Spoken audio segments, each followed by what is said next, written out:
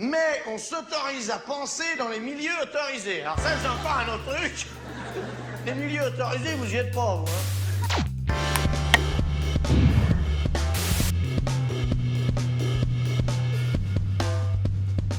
Bonjour à toutes et tous.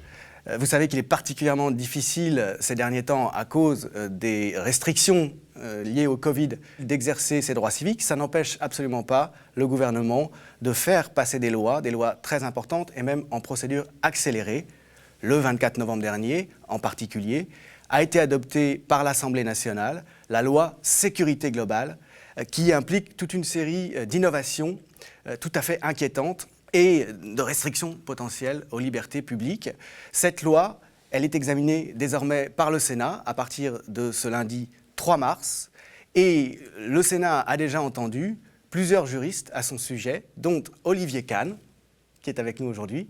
Merci beaucoup, Olivier Kahn, d'être là. Vous êtes professeur de droit pénal à l'Université de Tours. Vous avez été praticien du droit auparavant, en cabinet d'avocat. Et vous êtes l'un des 7 participants du film Sécurité globale, de quel droit ? Un film de Karine Parot et Stéphane Elmadjian que nous allons diffuser après cet entretien. Donc, restez ensuite sur YouTube, sur la chaîne du Média. Karine Parot, Stéphane Elmadjian et leurs producteurs nous ont fait la gentillesse d'accepter que ce film soit diffusé sur le Média. Il est déjà visible sur Vimeo, mais nous avons pensé qu'il était particulièrement important de proposer à ceux qui sont abonnés à la chaîne du Média de le visionner. Ce sont 45 minutes, c'est pas très long, d'analyse passionnante par 7 juristes, donc, dont vous, Olivier Kahn, concernant les implications qui sont, à vrai dire, assez terrifiantes de cette loi sécurité globale. Alors, ce concept de sécurité globale, d'où vient-il ? On apprend dans le film que vous verrez tout à l'heure qu'il y a une revue qui s'appelle Sécurité globale, qui existe depuis 2007 en France et qui pousse en quelque sorte cette notion et toutes les implications qui vont avec jusqu'à la loi, pour faire adopter une loi comme celle qui est en train d'être examinée. Et le directeur de cette revue, c'est le fameux Alain Bauer, personnage très particulier. Donc ça vient un peu compléter le tableau. Il y a effectivement une revue, il y a aussi une chaire de sécurité globale de la police nationale commune à l'université Lyon 3 et à l'École nationale supérieure de police. Et effectivement, cette notion de sécurité globale est une notion intéressante en ce qu'elle était inconnue jusqu'alors du droit français. C'est une notion qui s'est développée après la guerre froide. À la fin de la guerre froide, vous vous en souvenez, est publié un ouvrage qui a eu un certain retentissement, un ouvrage d'un dénommé Fukuyama qui s'appelait « La fin de l'histoire ou le dernier homme ». Et dans cet ouvrage, Fukuyama postulait l'idée que, depuis Thucydide, grosso modo, l'histoire s'est déroulée par la confrontation idéologique entre 2 blocs, que la fin de la guerre froide amenait la fin de cette confrontation, que l'histoire était terminée, que la démocratie libérale avait triomphé. Cette thèse va beaucoup inquiéter les cercles militaires, puisque, évidemment, plus de guerre, plus besoin de militaires et donc réduction des budgets. Très inquiétant, plus de guerre quand même. Les militaires vont donc réfléchir à des alternatives. Alors la première alternative, ça va être l'alternative humanitaire, c'est-à-dire que les militaires ont une capacité de projection et une capacité logistique qu'ils vont pouvoir mettre au service des États, d'autant qu'on est à la période où se développe aussi la notion d'ingérence humanitaire et autres. Donc ce sera le premier aspect. La fin de l'histoire paraît en 92 et en 96, un deuxième livre paraît d'un dénommé Huntington, livre qui, vous le savez, s'appelle donc « Le choc des civilisations » et qui postule une thèse complètement différente, c'est qu'effectivement, cette fin de la guerre froide va entraîner une modification des formes de confrontation avec une confrontation qui ne sera plus étatique, fondée sur la frontière et la logique westphalienne, mais fondée sur les civilisations, la confrontation entre les civilisations, avec 2 choses principalement, la fin de la confrontation interétatique pour voir émerger de nouvelles formes d'adversaires, et puis ces nouvelles formes d'adversaires s'incarnant dans des groupes terroristes, dans des groupes criminels, mais disposant d'une puissance quasi équivalente à celle des États, ce qu'on va appeler donc les nouvelles menaces contemporaines. Eh bien, ces nouvelles menaces contemporaines vont créer une nouvelle forme de guerre qu'on a qualifiée un temps d'asymétrique et autres, mais qui, en tous les cas, oblige les États à repenser leur sécurité. Alors évidemment, cette doctrine va très vite devenir très populaire, puisque effectivement, l'idée, c'est que puisque la guerre n'est plus fondée sur la frontière, il faut remettre en cause ce qui constituait jusque-là le fondement des postures de sécurité des États, c'est-à-dire la frontière, une sécurité intérieure gérée civilement avec, à l'intérieur, le roi n'a pas d'ennemis à l'intérieur de ses frontières, donc géré séparément, à l'intérieur, une gestion civile par le droit pénal des forces civiles telles que la police, et à l'extérieur, la diplomatie et la guerre et un traitement militaire. Eh bien, dans la logique du choc des civilisations, à partir du moment où l'ennemi peut se transporter sur notre territoire, où ce qui se passe à l'étranger peut concerner notre sécurité, tout cela disparaît au profit d'une idée. Et c'est là qu'apparaît donc la doctrine de la globalisation de la sécurité, au profit d'une idée qui voudrait que l'État dispose d'un certain nombre de moyens sécuritaires et qu'il doit pouvoir déployer l'ensemble des moyens, non plus en fonction de la distinction intérieure-extérieure, mais en fonction de la nature de la menace. Et donc, déployer l'armée sur le territoire national si c'est nécessaire, utiliser des moyens civils en dehors des frontières et, en tous les cas, disposer de tous ces moyens de sécurité publics, privés, civils, militaires, à sa guise, de manière utilitariste, en fonction de la nature de la menace et non plus en fonction de l'intérieur ou de l'extérieur. Alors cette doctrine va évidemment faire florès, elle va avoir un certain succès, et à partir de 2001, elle va être formalisée, c'est-à-dire que la décision d'entrer en guerre contre le terrorisme prise par les États-Unis après les attentats du 11 septembre 2001 est l'incarnation et la mise en œuvre de cette doctrine de la globalisation de la sécurité.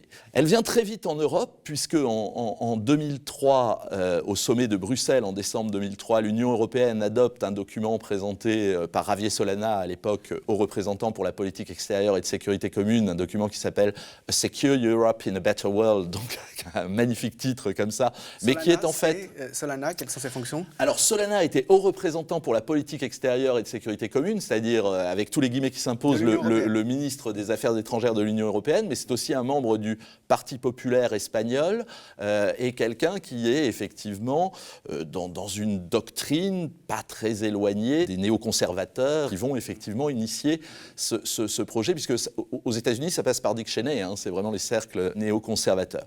La France, au départ, est réticente. On se souvient du discours de Dominique de Villepin au Conseil de sécurité des Nations Unies, où il termine par la vieille Europe, le vieil État. Et c'est une manière de dire, nous resterons attachés au principe hérité de la modernité, séparation intérieure-extérieure, et nous resterons attachés au principe hérité des Lumières, c'est-à-dire proportionnalité, nécessité, de la répression. Néanmoins, à partir de 2006, les choses changent, c'est-à-dire qu'on va avoir 2 livres blancs et un rapport commandé à Alain Bauer, que vous évoquiez tout à l'heure, qui introduisent cette notion de sécurité globale, qui propose des réformes de la posture de sécurité et surtout de la manière dont l'État exerce sa sécurité. Et puis, les choses vont basculer à partir de 2013, donc sous la présidence de François Hollande. Premier basculement, c'est l'intervention française au Mali, l'opération Serval, qui deviendra ensuite Barkhane, et puis qui va se déployer sous d'autres formes, type Chamal, donc en Libye et en Syrie. Et c'est cette idée qu'on intervient militairement, mais pour lutter contre une forme de criminalité. Donc là, on est complètement dans la logique de la globalisation de la sécurité. À l'extérieur, c'est ça. On envoie l'armée, mais pour lutter contre des terroristes. Et ça va se traduire, donc, opération extérieure contre une forme de criminalité.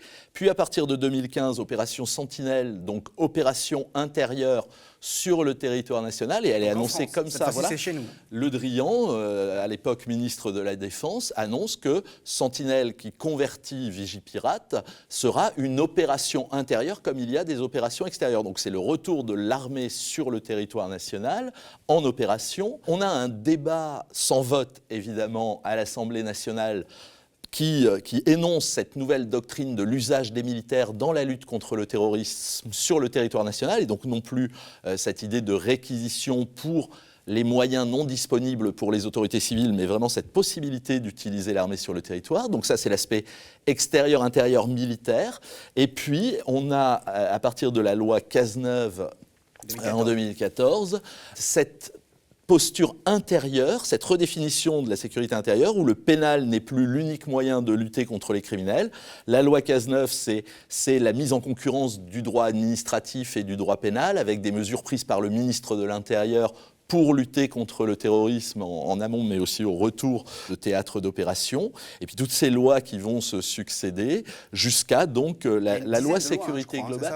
Alors il y a toute une série de lois antiterroristes qui vont être utilisées. Donc vraiment, encore une fois, le terrorisme va servir de laboratoire, c'est-à-dire confusion entre la police administrative, prévention des infractions, et la police judiciaire, répression des infractions, mélange de la sécurité privée, la sécurité publique, intervention du militaire sur le territoire et hors du territoire pour lutter contre cette criminalité. Donc tout ce maelstrom se met en place et puis se termine donc par cette loi, sécurité globale, rebaptisée en droit français, ou en tous les cas dans la logique des parlementaires qui ont présenté cette loi, continuum de sécurité. L'exposé des motifs est très clair. Le continuum de sécurité, c'est il y a environ 150 000 fonctionnaires de police et de gendarmerie, mais il y a 21 500 policiers municipaux et il y a plus de 100 000 agents de sécurité privée. Pardon, merci.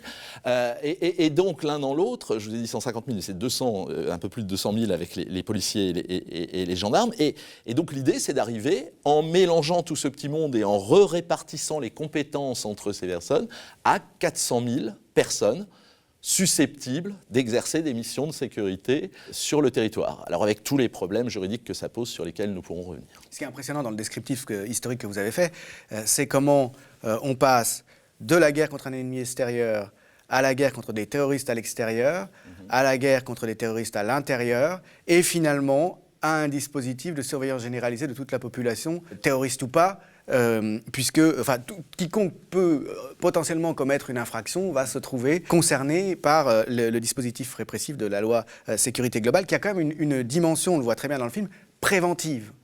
C'est-à-dire que dans ce continuum de sécurité, il va y avoir de plus en plus l'idée que la surveillance généralisée a aussi pour vocation, puisqu'il faut garantir la sécurité absolue de tous, une prévention des actes délictueux possibles. Oui, mais c'est aussi ce qu'il y a d'intéressant dans cette loi, c'est-à-dire quand vous prenez les dispositions sur la vidéosurveillance, qui sont très très nombreuses, et particulièrement donc cette innovation qui était rendue nécessaire, là aussi on pourra y revenir, qui était rendue nécessaire par un certain nombre de décisions du Conseil d'État prises contre la préfecture de police de Paris à l'occasion, à propos des drones. Voilà, mais vous avez donc l'introduction dans le Code de la sécurité intérieure de cette possibilité d'utiliser les drones. Soit, effectivement, on n'avait pas de cadre légal, l'instrument existe, il est déjà utilisé. Le ministère de l'Intérieur a lancé un grand programme d'achat de plusieurs centaines de drones, donc il est temps de légiférer pour pouvoir utiliser ces instruments. Ce qui est très intéressant, c'est d'abord qu'on ne précise pas les autorités qui vont pouvoir les utiliser, c'est-à-dire qu'il est grosso modo dit que les fonctionnaires de police ou les militaires de la gendarmerie ou les forces diverses et variées qui disposeront de drones pourront les utiliser, mais surtout ce qui est intéressant, c'est que dans les finalités, puisque évidemment le drone constitue potentiellement une atteinte à la vie privée, que c'est un traitement de données personnelles au sens du droit européen, donc on a toute une série de contraintes qui s'imposent, et donc on prévoit une liste de finalités. Or, cette liste de finalités est tout à fait intéressante puisqu'elle regroupe à la fois la prévention et la répression, c'est-à-dire à la fois des mesures de police administrative destinées à prévenir la commission d'une infraction et des mesures de police judiciaire destinées donc à en permettre la répression. Or, juridiquement, théoriquement, ces mesures relèvent de la compétence d'autorités différentes, c'est-à-dire le préfet pour la police administrative, le procureur de la République au moins, voire le juge de la liberté et de la détention pour ce qui est police judiciaire. On a vu en matière de géolocalisation, par exemple, que en 2013 et 2014, la chambre criminelle de la Cour de cassation dit que les mesures sont tellement intrusives, tellement potentiellement attentatoires à la vie privée et aux droits fondamentaux des personnes, qu'il faut qu'un juge intervienne pour les mettre en œuvre, et elles ne peuvent s'exercer que sous le contrôle du juge.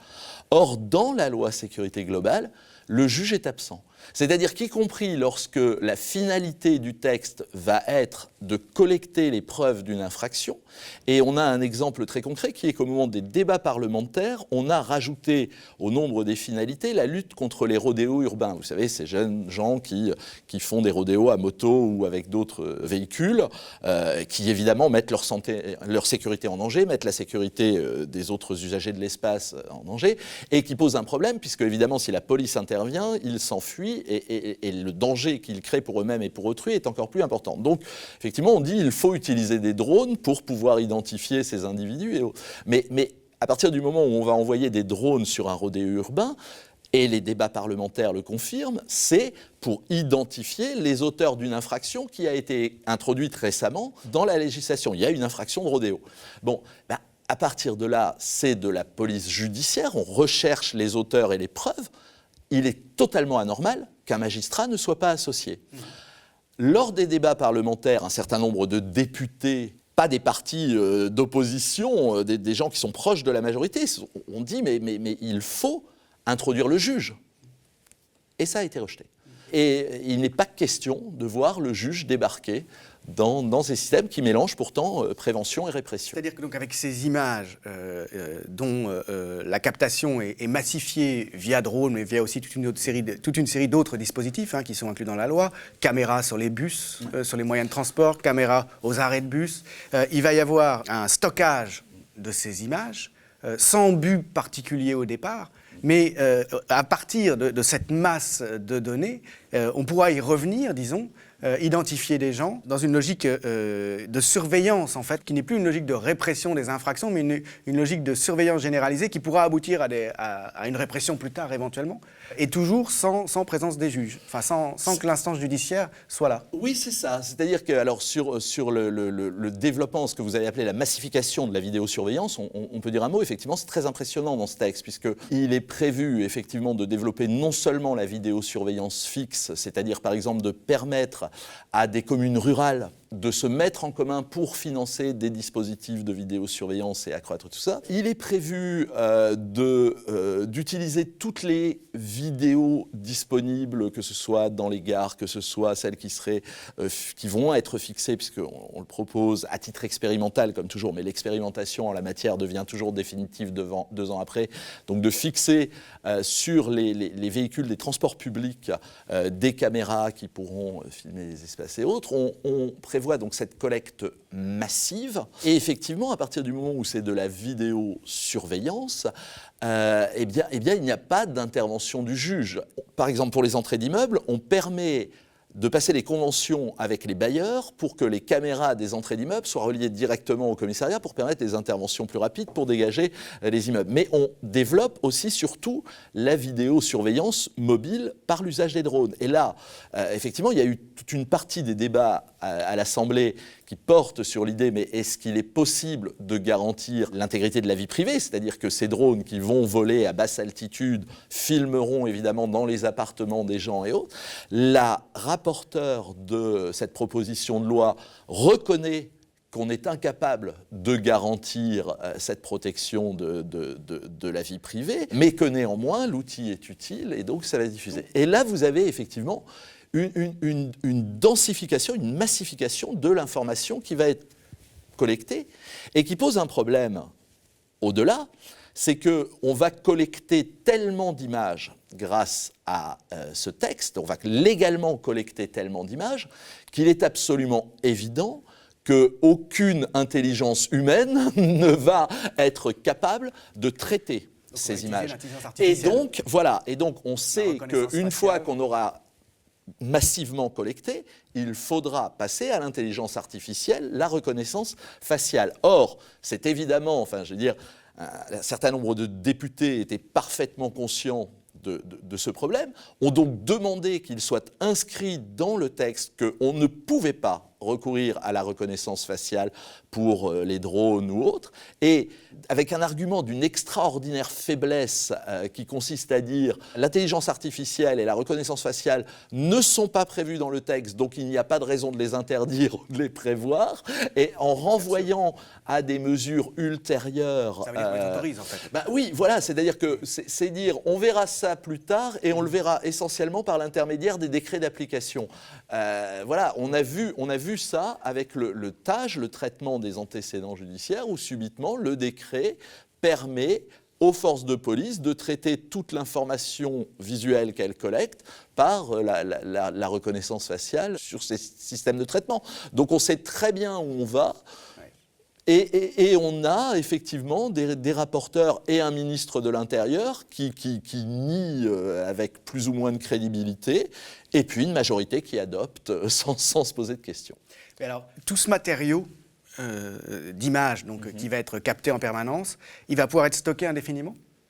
Alors non, il y a toujours une durée de stockage, 30 jours, quelques mois, enfin des choses comme ça. Mais ce qui est plus intéressant dans ce texte, c'est les possibilités d'utilisation en temps réel de ces images. C'est-à-dire que, par exemple, les drones permettront de capter des images de manifestations qui seront directement transmises à la salle de commandement qui supervise la manifestation. Par exemple, les caméras individuelles. Il est prévu toute une série de dispositions sur les caméras individuelles portées par les policiers. On prévoit aussi des dispositions visant à équiper les véhicules de police de caméras embarquées.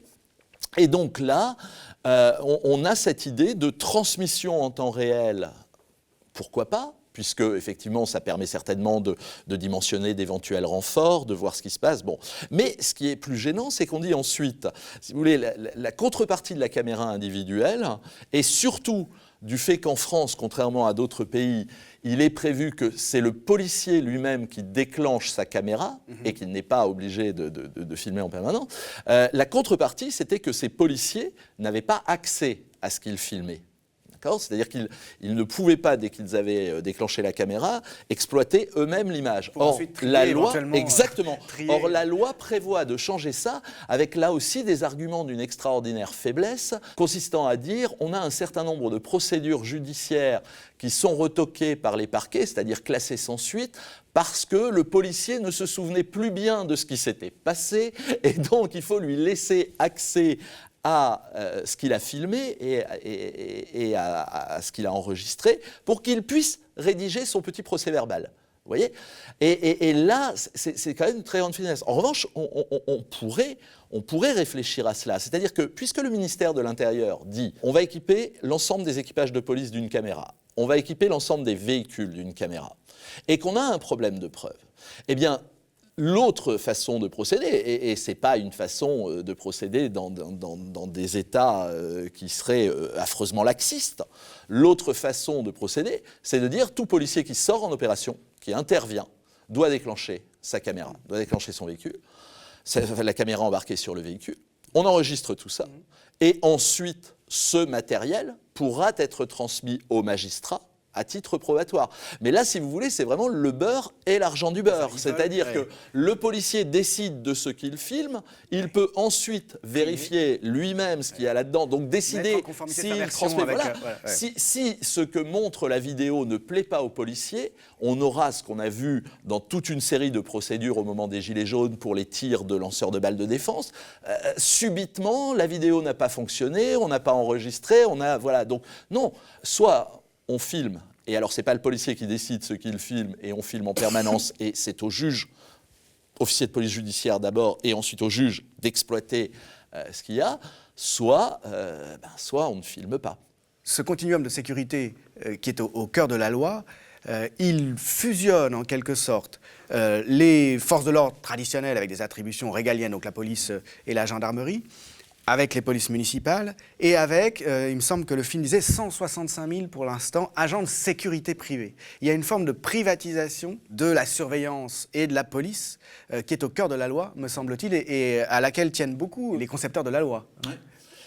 Oui, la notion de continuum de sécurité, c'est ça. C'est-à-dire que jusque-là, il y avait cette idée que la police est une fonction régalienne par excellence et qui n'est donc pas susceptible de délégation de service public. Ça, c'était la jurisprudence du Conseil d'État, ce qu'on appelle la jurisprudence Castelnaudary, où oui, on ne peut pas déléguer à des autorités privées les fonctions, les missions régaliennes de police. La réflexion dans le cadre de la globalisation de la sécurité et donc du continuum de sécurité est un peu différente. C'est-à-dire on a donc des agents de sécurité privée, certes, mais qui sont disponibles. On a de l'autre côté un nombre insuffisant de fonctionnaires de la police et de militaires de la gendarmerie pour exercer l'ensemble des missions de sécurité. On a aussi parmi ces missions des missions qui déplaisent à ces fonctionnaires de police, ce qu'on appelle les missions plante verte, c'est-à-dire toute la garde statique. Donc, fusionnons tout ce petit monde, et donc la distinction n'est plus entre ce qui relève de l'État et ce qui relève du privé, mais la distinction s'opère en fonction des missions.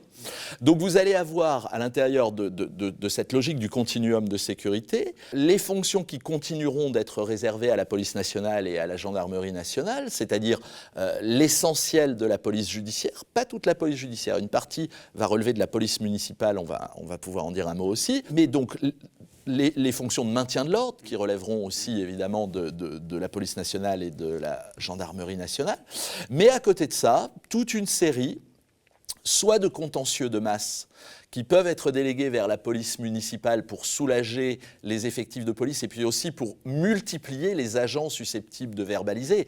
Puisque le contentieux de masse, qu'est-ce que c'est ? Alors les contentieux de masse, c'est quoi ? Ce sont des contentieux extrêmement volumineux, répandus, des infractions d'une petite et moyenne délinquance essentiellement répandues dans les espaces urbains ou périurbains, qui consistent essentiellement dans des infractions au code de la route, mais aussi dans si on prend la liste qui est établie par la loi sécurité globale, c'est la consommation de stupéfiants dans l'espace public. Ce sont des choses comme ça.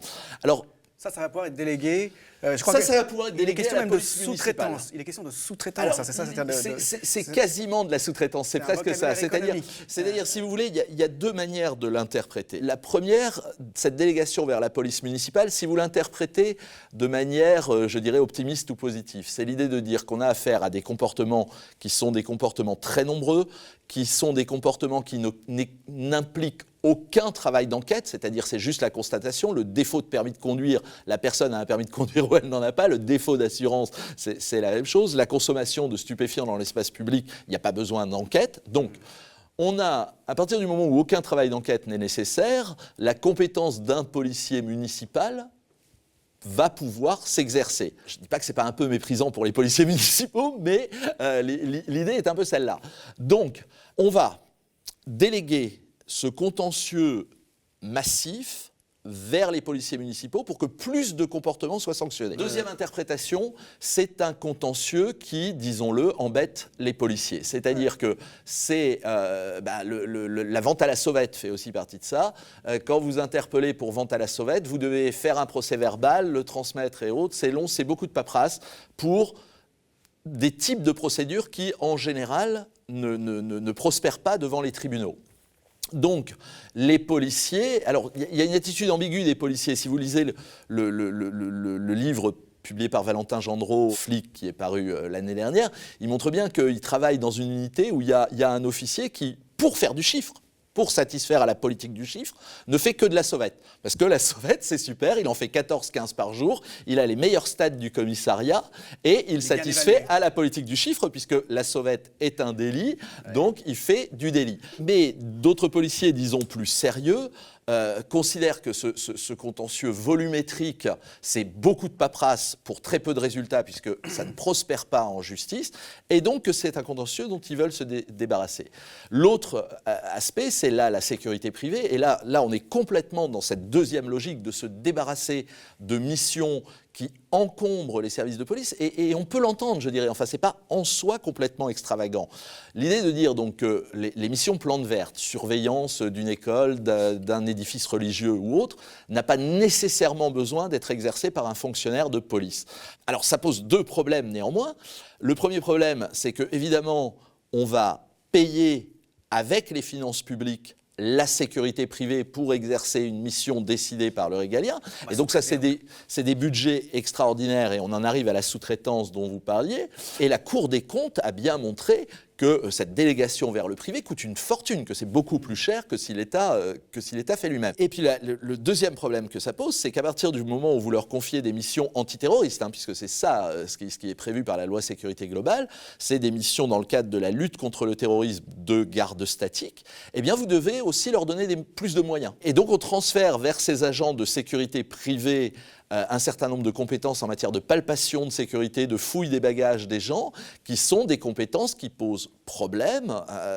Voilà, longtemps, il fallait le contrôle d'un officier de police judiciaire pour exercer ce genre de choses. Aujourd'hui, on dit la sécurité privée peut le faire. Et en contrepartie, on dit mais on va mieux trier les agents de la sécurité privée, on va améliorer la qualité du recrutement et de la formation, mais on confie tout ça à l'organe de supervision, de régulation de la sécurité privée qui est le CNAPS, qui est une institution dont la composition permet de penser qu'elle pose peut-être quelques questions en termes de conflit d'intérêts. C'est-à-dire ? C'est-à-dire que vous avez des représentants de ces entreprises de sécurité privée qui sont aussi chargés de les réguler. Ça. Donc vous savez, c'est l'éternel problème de la régulation. Quand vous demandez à un délinquant potentiel de s'auto-réguler, en général, il ne tape pas là où ça fait mal. Enfin, imaginez si on allait dire aux trafiquants de stupéfiants qu'ils pouvaient traiter en termes de conformité et de régulation. C'est ça. Mais il y a quand même un troisième effet aussi à ce que vous dites, me semble-t-il, mais qui n'est pas là... technique juridique, c'est qu'il y a un développement possible d'une capillarité de la surveillance et de la répression beaucoup plus grand. Je veux dire, quand vous dites, voilà, celui qui fume un joint dans l'espace public, là, il ne pouvait pas être réprimé finalement parce que c'était trop compliqué. Si on délègue ces fonctions pour tous les aspects, de la toute petite délinquance, qui est à peine une délinquance si on veut, il va y avoir quand même une sorte de répression généralisée, beaucoup plus forte qu'auparavant. Le risque existe. Enfin, en tous les cas, ce qui est intéressant, c'est que c'est vrai qu'on est passé très vite. L'exemple que vous prenez, c'est la consommation de stupéfiants dans la rue. Donc, d'abord, la France est un des derniers États à avoir encore, pour ce qui est de la consommation du cannabis, une répression délictuelle avec des peines de prison encourues. Ça plaît beaucoup à au ministre Darmanin qui veut relancer ça, qui pense que c'est une priorité. C'est ça, ça fait partie. Bon, c'est aussi très, très intéressant parce que ça fait du chiffre, ça fait... Voilà. Bon. Mais on a toujours un délit. Parce que c'était ennuyeux de faire des procédures judiciaires avec garde à vue, présentation au parquet, on a transformé il y a quelque temps cette obligation de recourir à la voie judiciaire en une voie intermédiaire, c'est-à-dire une amende correctionnelle, donc l'établissement d'un procès-verbal avec une somme d'argent directement perçue par les policiers qui n'oblige plus à initier la mécanique judiciaire. Et puis maintenant, on passe à la possibilité pour les policiers municipaux de verbaliser ce type de comportement. Donc vous étendez effectivement le champ répressif parce que vous multipliez les gens susceptibles d'intervenir et vous abaissez le niveau de protection puisqu'il y a plus aucun magistrat qui interviendra. Donc ça veut dire quoi ? Ça veut dire qu'ultimement, vous allez avoir des individus qui, hors de tout contrôle d'un magistrat, vont être contrôlés par un policier municipal dont la qualité de la formation est, disons, diverse et variée en fonction des municipalités qui les emploient. Et puis il y a d'autres problèmes sur ce transfert vers la municipalisation, c'est-à-dire que vous trouvez dans le texte des dispositions très étonnantes. Par exemple, le fait que les maires seront destinataires des procès-verbaux établis par leur police municipale. Même si le maire est officier de police judiciaire, on sait pourquoi il est officier de police judiciaire, ça date de l'époque où il fallait pouvoir constater la mort de quelqu'un, il fallait un OPJ, à l'époque où la gendarmerie pouvait mettre plusieurs jours pour arriver dans le village. Bon voilà, on leur donne. Mais aujourd'hui, que le maire soit associé à la sécurité, c'est certain, qu'il y ait toute une série de conseils réunissant le préfet, le procureur et le maire, très bien. Mais en quoi le maire doit-il être destinataire de procès-verbaux ? Alors, si vous voulez, dans une grande ville, ça pose aucun problème, mais dans des petites villes ou des villes moyennes, vous imaginez le profit que vous pouvez tirer si le fils ou la fille adolescent d'un opposant s'est fait poirer en train de fumer un joint dans la rue. Des adolescents qui fument un joint, il y en a. Et le profit politique que vous allez pouvoir tirer hors du contrôle de tout magistrat alors qu'il s'agit d'une procédure judiciaire est extrêmement problématique. Encore une fois, l'essentiel des élus sont honnêtes. Mais La loi n'est pas faite seulement Ben non. pour les cas où on est sûr que les gens sont honnêtes. Oui. Peut-être qu'on peut revenir, pour finir, sur la manière assez singulière, si j'ai bien compris, dont la loi est discutée, dont les objections qui sont présentées par certains membres de la représentation nationale, par certains députés, sont traitées par la manière dont sont comportées, en tout cas au cours de la discussion à l'Assemblée nationale en procédure accélérée. Hein. Dans une situation, il ne peut pas y avoir de manifestation ou très peu à cause du problème du Covid, hein, il faut le rappeler. Il y a quand même une culture politique, me semble-t-il, d'après ce que j'ai compris de la part de ceux qui votent cette loi, qui ont voté cette loi, qui l'ont préparée, qui est très singulière, qui est peu politique finalement. Oui, on est dans une sorte d'acmé du problème du Parlement sous la Ve République avec ce texte. C'est-à-dire que c'est un problème connu depuis longtemps et effectivement, la Ve République a été conçue pour éviter le parlementarisme empêchant le gouvernement. Voilà. Mais il n'en demeure pas moins qu'effectivement, ce qui est très particulier dans ce texte, c'est qu'on a effectivement un texte donc très idéologique qui modifie fondamentalement les paradigmes de la sécurité nationale. Donc un texte extrêmement important et qui relève complètement des compétences du Parlement au sens de l'article 34. C'est un grand choix de société. C'est un grand choix de société. Or, ce qui est étonnant dans ce texte, c'est que d'abord, effectivement, on recourt à une proposition de loi, c'est-à-dire qu'elle est fondée, il y a eu un rapport fait par les deux rapporteurs, donc M. Fauvergue, ancien patron du RAID quand même, et une députée dénommée Alice Thau, voilà, donc avec des conceptions extrêmement policières, mais du coup cette loi effectivement est l'expression du désir et du savoir policier dans son contenu et dans sa rédaction. Ce qui n'est pas critiquable en soi, je veux dire, il a sa culture, il fait une proposition de loi, voilà. Mais on passe par la proposition de loi. Le fait de passer par la proposition de loi fait qu'il n'y a pas d'avis du Conseil d'État, même si on finira par solliciter un avis du Conseil d'État sur les drones, mais qui sera rendu public 4 jours avant le vote définitif de la loi. Donc les députés n'ont pas vraiment eu accès à cet avis du Conseil d'État sur les drones avant de statuer. Donc pas d'avis du Conseil d'État alors qu'il y a toute une série de problèmes juridiques qui se posent, pas d'études d'impact alors qu'il y a toute une série d'implications financières et d'implications juridiques. Donc les députés n'ont pas grand-chose. Les deux rapporteurs, donc les deux auteurs de la proposition de loi qui étaient aussi les auteurs du rapport, font pour la commission des lois un rapport qu'on peut qualifier d'assez médiocre, c'est-à-dire que c'est un rapport, grosso modo, le plan suffit à le résumer. Grand 1, présentation des dispositions, grand 2, apport des dispositions. Mais quand vous lisez, aucune perspective sur les problèmes juridiques que ça pose, aucune perspective sur les implications financières et les grands points de droit et les bouleversements. Sur les effets, c'est ce qui est dit dans le film, il n'y a rien qui prouve que la délinquance va diminuer ou que la répression va s'améliorer grâce à ce type de mesures. Voilà, sur la vidéosurveillance, c'est très clair. La seule étude qu'on ait, c'est l'étude de la Cour des comptes qui, a priori, fait son travail sérieusement et qui dit que ça n'a pas d'impact significatif. Donc, ça coûte des sommes faramineuses, ça ne va pas améliorer la sécurité en réalité. Mais en revanche, ça va accroître les possibilités de l'État de contrôler la population. Oui, ça peut améliorer la sécurité à certains endroits, mais en tous les cas, ça n'a pas un impact déterminant sur l'amélioration de la sécurité. Dans les débats parlementaires, vous entendez quand même un certain nombre d'élus locaux et d'anciens élus locaux qui disent « oui, moi, ça a quand même eu un effet sur la sécurisation de certains quartiers de la ville et autres », qui est quelque chose qu'on connaît. C'est-à-dire qu'effectivement, si vous mettez massivement de la vidéosurveillance, vous déplacez la délinquance plus que vous ne la supprimez, mais à l'endroit que vous voulez vidéosurveiller, qui est souvent, disons-le, un endroit où il y a des électeurs, vous avez des effets. Alors, en tous les cas... Il n'y a pas d'étude globale qui montre que globalement... Non, l'étude d'impact n'existe pas. La surveillance, l'étude d'impact de ce texte n'existe pas. Il y aura plus de sécurité pour tout le monde, puisqu'ils veulent être global. Et voilà. Non, mais là effectivement, il n'y a rien de tout ça. Et alors, les débats parlementaires sont assez curieux, effectivement.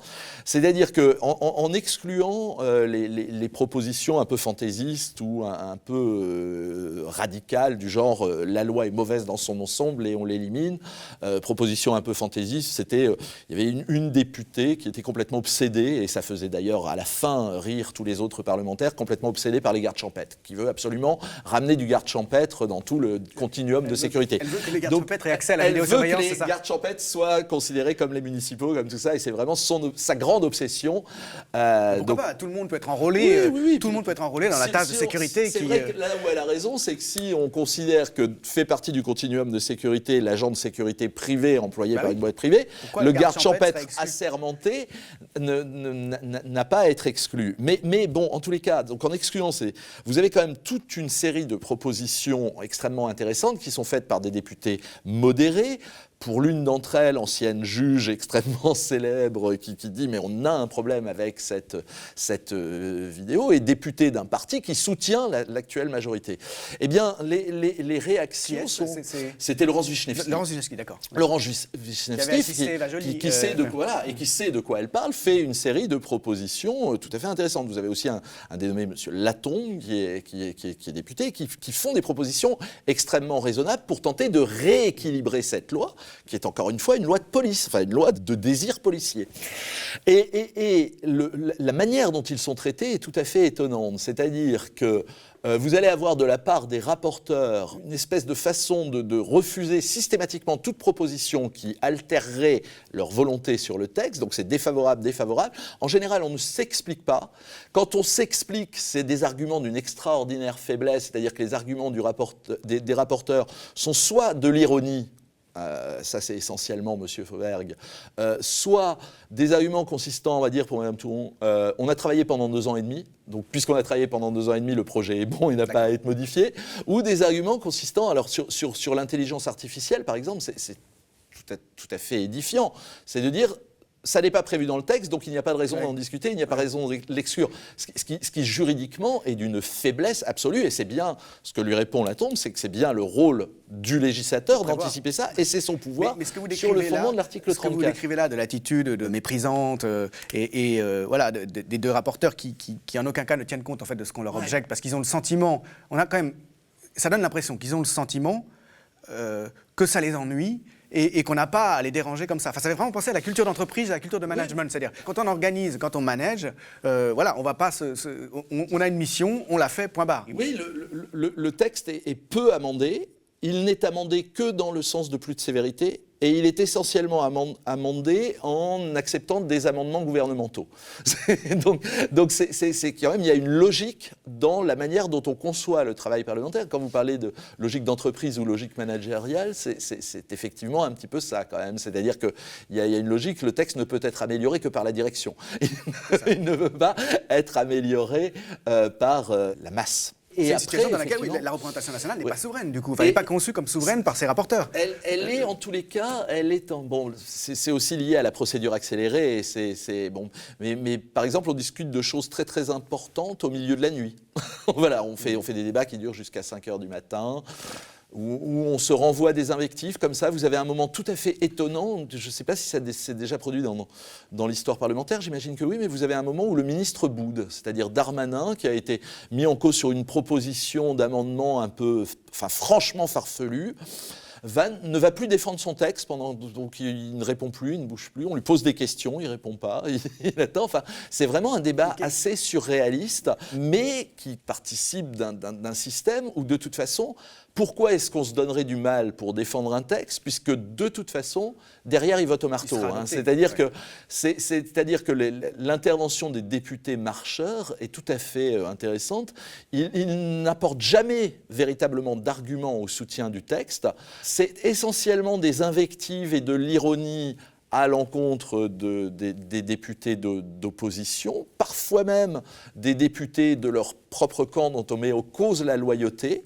Et puis de s'intéresser de près au texte et de parler. C'est une participation très distante, un peu de fan club au débat parlementaire. Et puis à la fin, on vote massivement, soit pour rejeter si le gouvernement et les rapporteurs ont donné un avis défavorable, soit pour adopter. Ils font ce qu'on leur dit, quoi. C'est pas un débat qu'il faudra diffuser dans les écoles si on veut améliorer la conscience de l'intérêt du parlementarisme chez les enfants. Pour le coup, c'est vraiment les Playmobil, comme on les appelle parfois.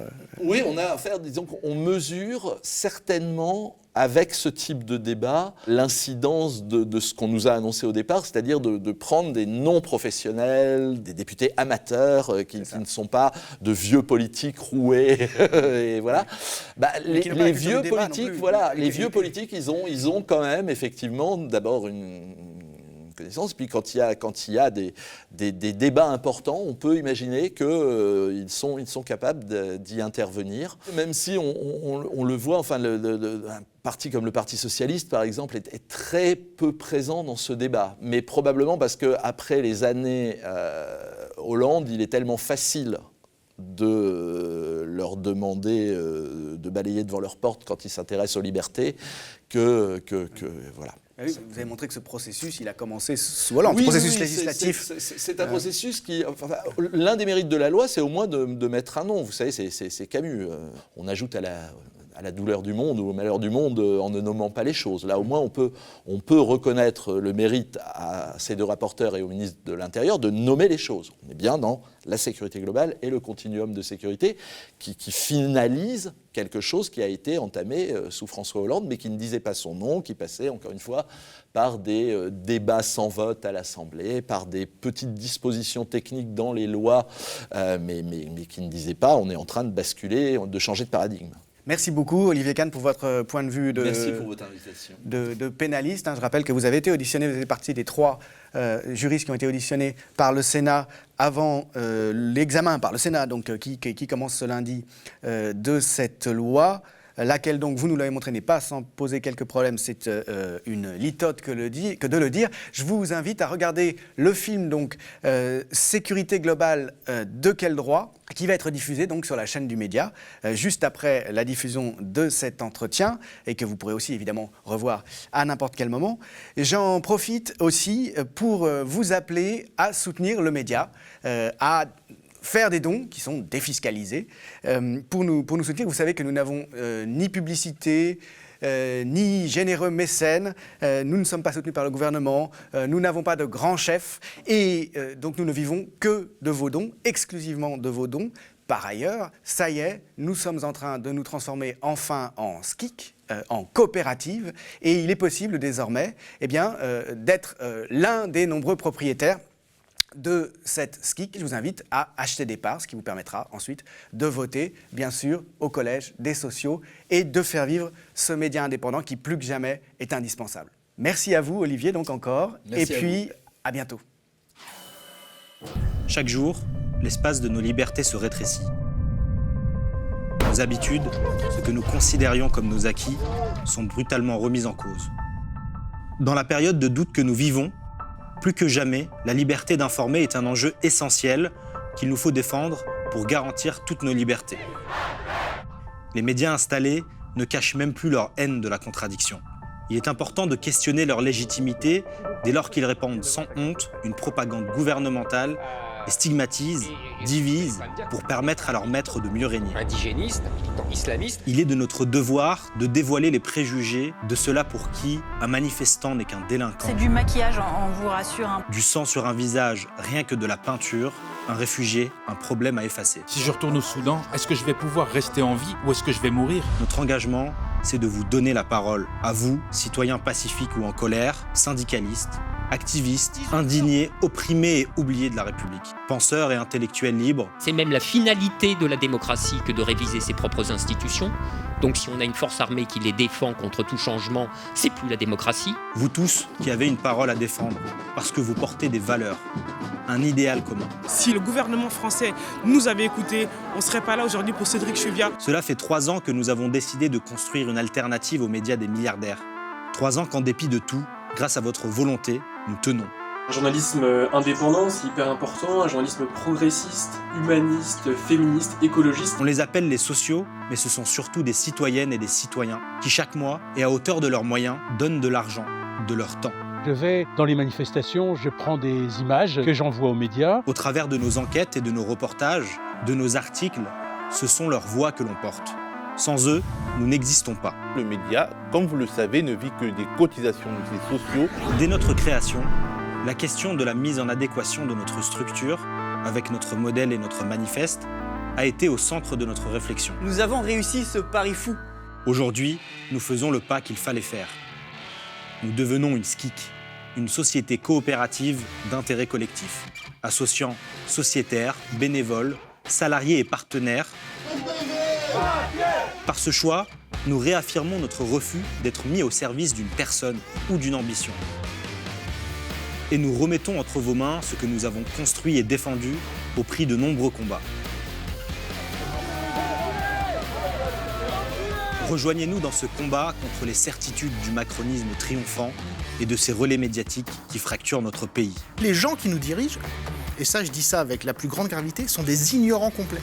Rejoignez-nous pour consolider un média coopératif au service de l'intérêt général humain. Eh ben on va se battre, on va se soulever. Rejoignez le média en devenant sociétaire de la première coopérative audiovisuelle de France.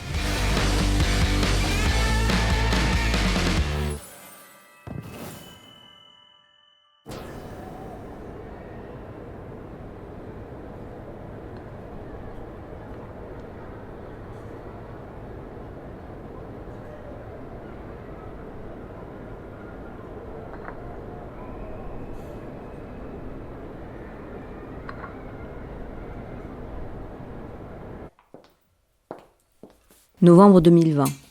L'état d'urgence sanitaire est en vigueur. Pour endiguer la propagation du virus, le gouvernement confine la population française. Nul ne peut sortir de chez soi, sauf dans quelques cas dits dérogatoires et moyennant une attestation. La liberté d'aller et venir, comme la liberté de manifester, sont entravées. Mais dans le même temps, le train des réformes législatives, lui, poursuit sa course. C'est à ce moment-là, en effet, que le gouvernement fait adopter, suivant une procédure d'urgence, sa réforme très contestée de l'université. C'est à ce même moment que le gouvernement prépare une loi polémique qui, en invoquant les principes républicains, entend lutter contre le séparatisme dont on nous dit qu'il est présent dans toutes les sphères de la société. Et c'est cette même séquence hors du commun que le gouvernement choisit pour faire voter par l'Assemblée nationale, toujours suivant la procédure d'urgence, une proposition de loi sur la sécurité globale. La notion de sécurité globale est une notion d'abord très longtemps inconnue du droit français et qui a même été rejetée par l'État français au moment où elle a émergé. Donc il est intéressant de voir comment aujourd'hui on peut intituler une loi sécurité globale. Il faut dire quelques mots de l'origine de la notion. La notion a émergé à la suite de la chute du mur de Berlin, après donc la confrontation entre les blocs pendant la guerre froide se soit terminée, et elle émerge en réaction à un ouvrage publié par un nommé Fukuyama, ouvrage qui s'appelait « La fin de l'histoire ou le dernier homme », ouvrage dans lequel l'auteur soutenait l'idée que, ça y est, le modèle libéral de la démocratie libérale de type états-unien avait triomphé. Ce constat, qui aurait dû être une bonne nouvelle, va inquiéter beaucoup les milieux militaires, puisque fin de la guerre froide égale réduction des budgets, fin de l'effort consacré aux militaires. Et donc cette inquiétude des cercles militaires va entraîner le développement d'une doctrine alternative. Il faut changer de paradigme, la menace n'est plus une menace de guerre État contre État, la menace est maintenant une menace constituée par des groupes de guérillas, religieux ou politiques d'extrême gauche, essentiellement, puisque pour eux la menace est à l'extrême gauche, ou des organisations criminelles dotées d'une capacité d'action équivalente à celle d'un État. Donc tout ça se construit jusqu'à pouvoir sortir, et ça sort en fait en 2001. En 2001, après les attentats du 11 septembre, les cercles néoconservateurs proches des think tanks militaires qui ont effectivement élaboré ce genre de doctrine ont aussi l'oreille de Dick Cheney, le vice-président, et vont pouvoir proposer une réforme de la posture de sécurité états-unienne autour d'une notion qu'ils vont créer de toutes pièces, qui est la notion donc de globalisation de la sécurité. Et c'est là qu'on en arrive à la sécurité globale. Ce paradigme de sécurité globale, d'après les Américains, il permet de penser la capacité d'un État, je cite, à prévenir et à assurer à l'ensemble de ses membres, un niveau maximum de sécurité face aux risques et menaces de toutes sortes. L'idée est donc de dire que l'État n'a plus à travailler autour de sa frontière, mais doit au contraire travailler de manière strictement utilitariste. Tous les moyens de sécurité à sa disposition sont susceptibles d'être utilisés aussi bien à l'intérieur qu'à l'extérieur. J'ai découvert qu'il existait en France une revue Sécurité Globale, qui est publié depuis 2007, et devinez qui est l'un des membres de son comité de rédaction, ce n'est autre que le célèbre Alain Boer, l'idéologue de tout ce qui peut être sécuritaire en matière de police. Sécurité globale, totale, totalisante, plus de risques, risque zéro, absolu. Serait-on passé à l'ère de l'homme augmenté, de la femme augmentée? Il y a quelque chose du transhumanisme dans le titre même de cette proposition de loi. Ce qu'on peut relever, c'est que le mot sécurité en matière pénale ou en matière de maintien de l'ordre, c'est un mot qui est somme toute assez récent dans le titre des lois. Depuis une vingtaine d'années, on a vu ce mot sécurité être employé une bonne dizaine de fois. On a des lois sur la sécurité, sécurité intérieure, sécurité nationale.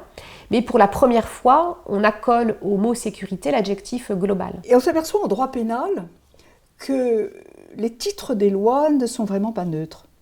Et que dans un certain nombre de cas, ils renvoient, alors comme le font plus précisément les exposés des motifs, mais même le titre renvoie à une idéologie. Même le titre. Alors qu'est-ce que ça signifie, la sécurité globale? Là, on en a une indication dans l'exposé des motifs, c'est-à-dire dans ce qui introduit la proposition de loi.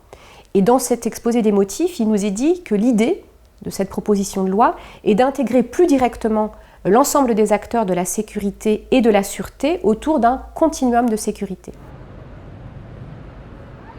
Et cette idée de continuum de sécurité, elle renvoie à l'idée d'une synergie entre les différents acteurs qui sont censés intervenir sur le plan de la sécurité. Je voudrais citer une phrase de l'exposé des motifs.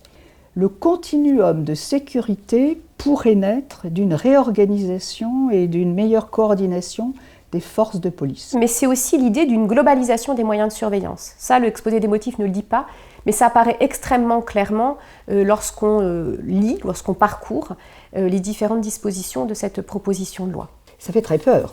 Sécurité globale, continuum de sécurité, où reste le chemin des libertés, quelle place pour les droits fondamentaux?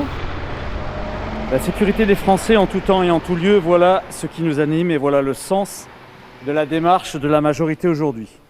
Le paysage sécuritaire de la France a changé en 3 décennies. L'architecture et le fonctionnement des forces de sécurité doivent en faire de même. Il est temps. Cette proposition de loi décline et améliore les réflexions contenues dans un rapport remis par Alice Thourot et par moi-même il y a plus de 2 ans au Premier ministre. Il introduisait la notion de sécurité globale. Cette expression a l'avantage d'embrasser les 430 000 membres des forces de sécurité intérieure, des forces régaliennes, police et gendarmerie nationale, des polices municipales et des entreprises privées de sécurité qui concourent à des degrés divers et par des chemins différents à garantir la protection des personnes et des biens.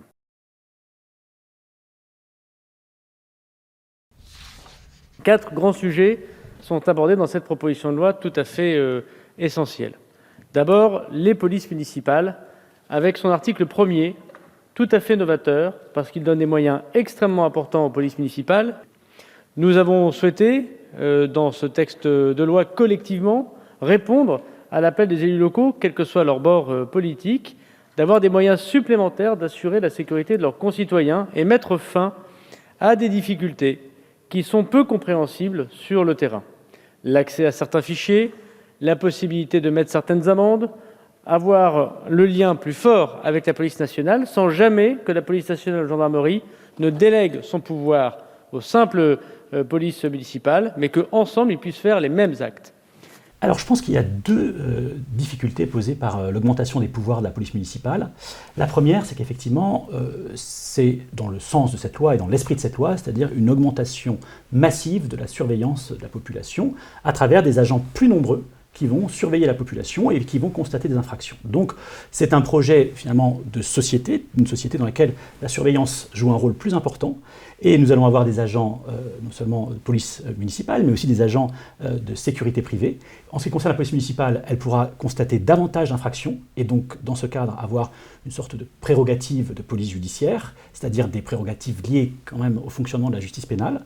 Et en ce qui concerne les agents de sécurité privée, eux, on peut constater dans cette loi qu'ils auront par exemple un pouvoir de palpation qui est agrandi, donc un pouvoir pas de fouille, ça ne va pas jusqu'à la fouille, mais quand même sur le corps des personnes. Aujourd'hui, les forces de sécurité, c'est 250 000 personnes, police, gendarmerie, dans leurs différentes composantes.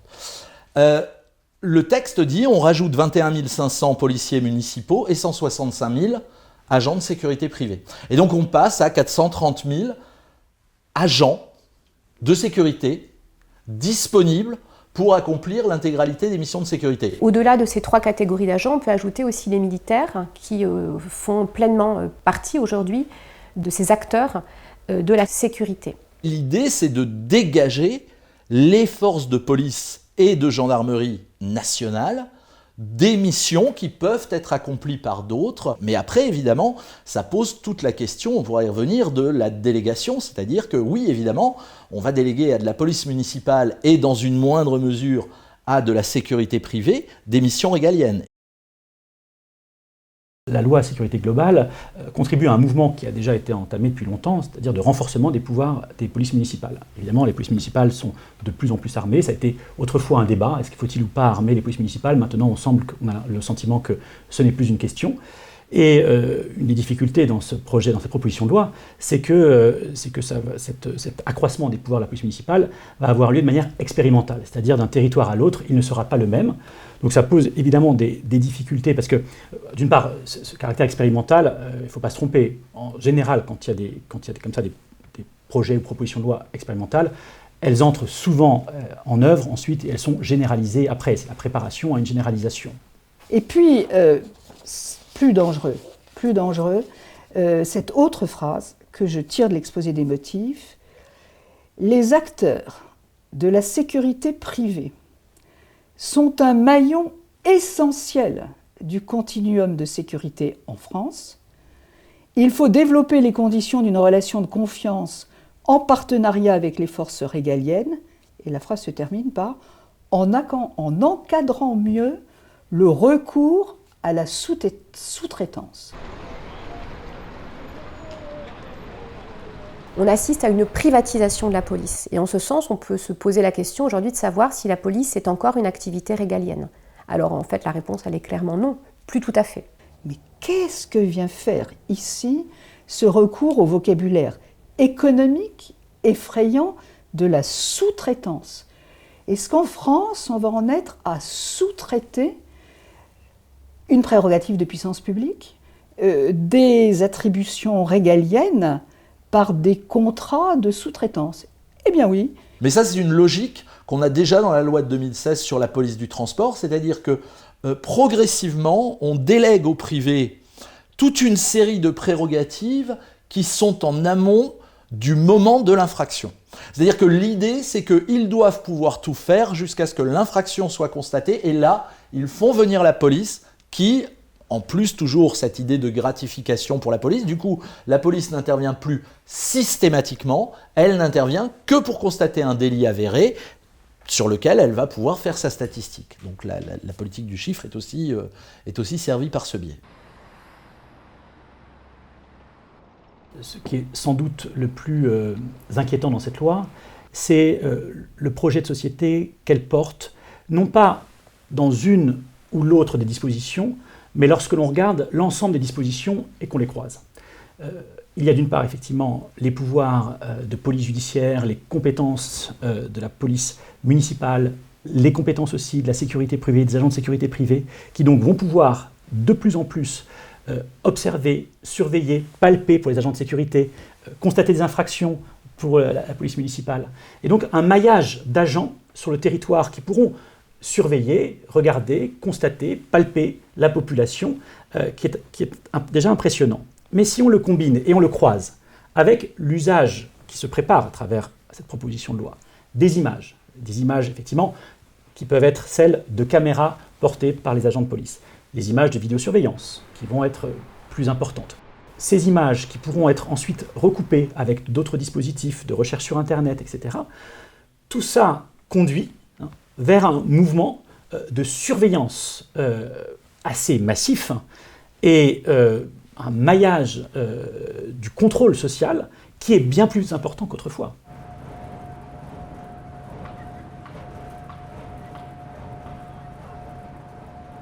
Il y a plusieurs mesures qui sont inquiétantes dans ce texte, dont 2 en particulier qui visent à déployer des mesures qu'on appelle des mesures de technopolice.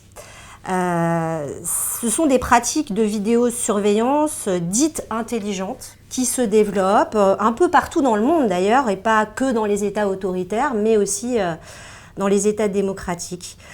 Ce sont alors des capteurs sonores, des capteurs thermiques, des capteurs d'odeur et bien sûr des capteurs d'image qui peuvent être mobiles, qui peuvent parfois être embarqués par des drones, qui sont potentiellement associés à des technologies de reconnaissance faciale. Et ces dispositifs sont vraiment attentatoires aux libertés, portent en particulier atteinte bien sûr à la vie privée, mais pas seulement, portent aussi atteinte à la liberté d'expression, à la liberté d'opinion, à la liberté de manifester, parce que quand on se sent surveillé, quelque part, on a logiquement tendance à se censurer. Là, le drone fait sa pleine apparition en matière de surveillance des individus. Alors, nous dit-on, le texte essaie de nous rassurer en listant les hypothèses dans lesquelles les drones pourront être utilisés. En réalité, ça n'a rien de rassurant parce que les hypothèses sont extrêmement importantes, aussi importantes que celles qui sont prévues en matière de vidéosurveillance autrefois et de vidéoprotection aujourd'hui. Quand il y a une manif, quand il y a des endroits criminogènes, aussi vague que soit cette définition, on peut y aller avec des drones patrouillés. Et là encore, 2 choses. Ça permet, donc c'est une surveillance, c'est percevoir le citoyen comme une menace, donc recourir à des outils militaires contre lui. Et ça permet aussi, encore une fois, d'économiser du temps policier. La préfecture de police a utilisé des drones en mai dernier à Paris pour surveiller le respect des règles de sécurité sanitaire pendant la période du déconfinement. Et le Conseil d'État, donc la plus haute juridiction administrative française, a demandé à l'État de cesser la surveillance immédiatement, cette surveillance par drone, donc immédiatement, parce que la captation d'images qui était réalisée par ce procédé, selon le Conseil d'État, correspondait à un traitement de données personnelles. Ça signifie que ce procédé permet d'identifier les personnes. Malgré la décision du Conseil d'État d'interdire le survol par drone, les autorités de police ont continué à effectuer ces survols, donc la décision de justice n'est pas respectée. L'article 28 bis de la proposition de loi est assez intéressant puisqu'il permet aux entreprises de transport de doter leurs moyens de transport, donc leur matériel roulant, bus, tramway, etc., de caméras frontales qui vont en fait capter l'ensemble de la voie publique. Et donc c'est l'ensemble des individus qui se trouvent sur le trajet de ces moyens de transport qui vont être captés. Que ces individus d'ailleurs soient des usagers du service de transport ou non. À Paris par exemple, un bus en heure de pointe passe toutes les 3 minutes. Et donc si on collecte l'ensemble des images de tous les moyens de transport durant les horaires d'ouverture de ce service, eh bien on aura une surveillance quasiment continue de 6h du matin à 23h, minuit le soir. L'usage des vidéos par les entreprises de transport, on nous dit ça va être à titre expérimental, de sorte que les entreprises de transport privées vont devoir acquérir du matériel vidéo extrêmement cher pour que dans 2 ans, le gouvernement leur dise « Ah ben non, finalement, vous me jetez tout ça à la poubelle, ça va... » Bon, ben non. On a donc ce nouveau système de caméras frontales et d'un autre côté, on a ce dispositif de surveillance qui existe déjà à l'intérieur, cette fois-ci, des moyens de transport ou dans les emprises immobilières des services de transport, donc les abribus, etc., qui, lui, existait auparavant, cette proposition de loi, mais qui était très limité. Il était limité à l'existence de circonstances qui laissent penser que se déroulerait bientôt une atteinte aux biens ou aux personnes, donc une infraction pénale. Mais cette finalité, elle cède.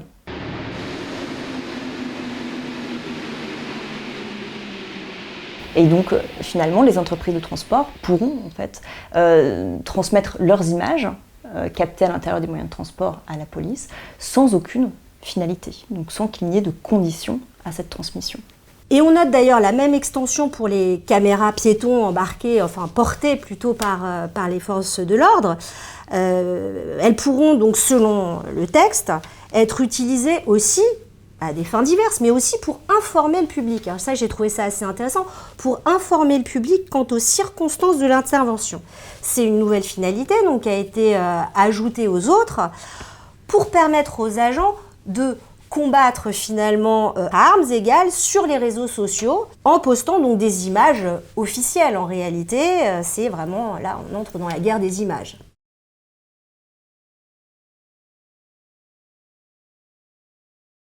Le système de surveillance dans lequel on est entré passe beaucoup par aussi des délégations auprès d'opérateurs privés qui opèrent une surveillance à des fins sécuritaires pour l'État. Les opérateurs télécommunications, les opérateurs bancaires qui ont des informations considérables sur nos vies privées aussi, les opérateurs de transport, qui de plus en plus, si vous remarquez, demandent des informations quand on prend un billet, notre date de naissance, notre nom, etc. Où il y a de moins en moins, on ne prend plus comme autrefois un billet anonymement.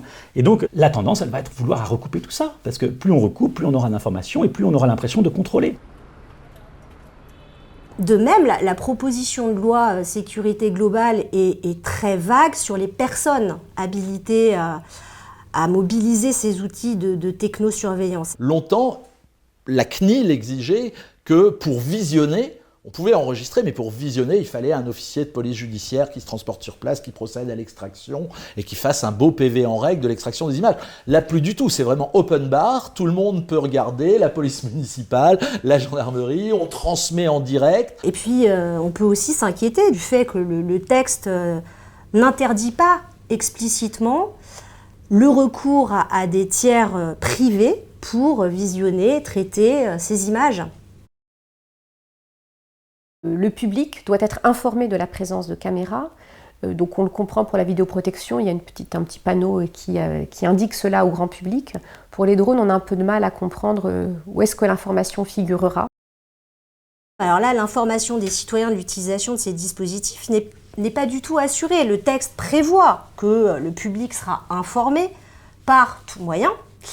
Mais immédiatement, le texte ajoute qu'il ne sera pas informé, donc le public ne sera pas informé si les circonstances l'interdisent. Donc voilà, on est un peu surpris, on attend quand même quelques précisions sur ce point. Se pose aussi la question de l'efficacité du point de vue de l'objectif de sécurité publique qui est poursuivi. Parce que la Cour des comptes a quand même rendu un rapport en octobre dernier dans lequel elle relève qu'il n'y a aucune étude qui démontre que l'installation des dispositifs de vidéoprotection permet effectivement donc de faire baisser les taux de délinquance ou permet corrélativement d'augmenter les taux d'élucidation d'affaires, alors que ces dispositifs sont quand même très coûteux. Et à la captation d'images s'ajoute la captation de sons, d'odeurs. Il y a des expériences, il y a des expériences à Saint-Étienne qui sont mises en œuvre en ce moment. Et se développe une surveillance finalement de toute manifestation d'anormalité. Dans la surveillance de masse, il y a un côté aussi rassurant, c'est que de toute manière, on n'est pas capable de traiter toutes ces informations. Et que le jour où on en sera capable, parce qu'il y aura une place très importante donnée à l'intelligence artificielle qui sera capable de tout traiter de façon automatique, là, ça sera plus inquiétant à mon avis. Aujourd'hui, en fait, il y a un côté à la fois inquiétant dans la surveillance de masse, mais aussi rassurant parce qu'on peut se dire que ces données qui nous sont personnelles, elles sont noyées dans tellement de choses qu'en fait, personne n'y fera attention. Mais enfin, dire ça, c'est aussi valider d'un certain côté la surveillance de masse. Comme ceux qui disent « j'ai rien à me reprocher, donc je m'en fiche ». Bah non, c'est pas aussi simple. Il y a bien des données sensibles. qu'ils vont être révélés par ces images. Donc il faudrait qu'elles soient particulièrement protégées. Et le texte ne voit pas les choses sous cet angle. Il n'interdit même pas le couplage de ces dispositifs avec les technologies de reconnaissance faciale. Et compte tenu du contexte sécuritaire dans lequel la société évolue aujourd'hui, refuser quelque part de l'interdire, parce qu'il y a des amendements qui avaient été déposés pour interdire le couplage avec des technologies de reconnaissance faciale. Ces amendements ont été rejetés. Ça signifie que quelque part ce texte, en n'interdisant pas le recours à ces technologies, les accepte. On a effectivement 2 points en la matière.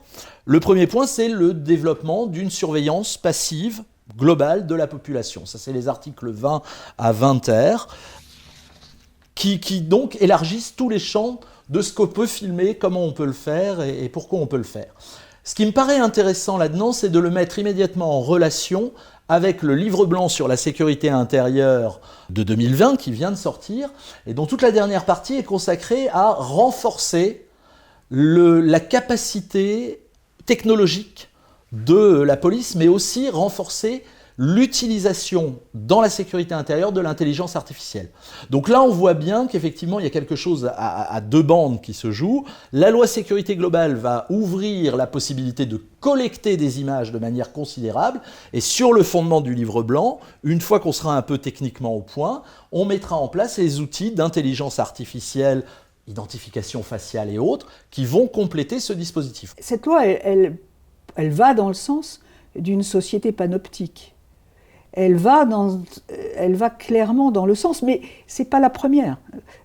C'est pas la première, ça n'est certainement pas la dernière. Ce qui est intéressant, c'est qu'effectivement, au lieu d'avoir un basculement, comme on en a connu historiquement, dans un système autoritaire, on a une construction progressive par petites touches, comme Tocqueville l'avait pressenti au XVIIIe siècle et au début du XIXe siècle, en disant, voilà, c'est les États, les démocraties libérales, ce qui menace la démocratie libérale, c'est cette dérive lente et par petites touches vers un système qui garantisse de moins en moins les droits au nom de la protection de la sécurité. Et là, effectivement, si on juxtapose cette dizaine de lois que nous avons eues, loi Cazeneuve de 2014, loi Urvoas renseignement 2015, les différentes lois antiterroristes de 2016, juin et juillet, la loi d'octobre 2017, la loi sur les casseurs de 2019, la loi, voilà. Si on juxtapose toutes ces lois, eh bien on est complètement là-dedans. C'est-à-dire à chaque fois, par petites touches, les libertés disparaissent. Et de temps en temps, le législateur trouve des astuces. Et je vais vous en citer une. La loi du 30 octobre 2017, la première loi sécuritaire Emmanuel Macron. À peine arrivé, Emmanuel Macron, en effet, a souhaité sortir de l'état d'urgence et de façon que je crois pouvoir qualifier de malhonnête, intellectuellement. On est effectivement sorti de l'état d'urgence par une astuce en intégrant dans le droit commun un certain nombre de dispositions de l'état d'urgence. Ce qui fait qu'aujourd'hui, nous sommes dans une sorte d'état d'urgence permanent. Et une des grandes craintes que l'on peut avoir concernant l'état d'urgence sanitaire, c'est qu'il en reste des traces ensuite dans le droit commun. Au vu de ces enjeux d'ailleurs, je regrette, mais nous regrettons collectivement que le législateur, en tant que législateur, que ce texte n'ait pas été éclairé ni par une étude d'impact, ni par un avis préalable du Conseil d'État. En réalité, cela est d'autant plus dommageable d'ailleurs que le gouvernement lui-même ne s'est pas caché d'avoir tenu la plume des auteurs de la proposition de loi, ce qui est tout de même singulier. Mais la réalité concrète de ce process ou de cette manière de faire fait que finalement, il n'y a eu aucun travail préparatoire qui vienne éclairer, comme c'est d'habitude, le Parlement. La fabrication parlementaire de cette loi est problématique, mais ce n'est pas en particulier sur cette proposition de loi. C'est-à-dire que c'est une succession de textes qui, ces dernières années, cristallise en fait les pires modes de fabrication de la loi.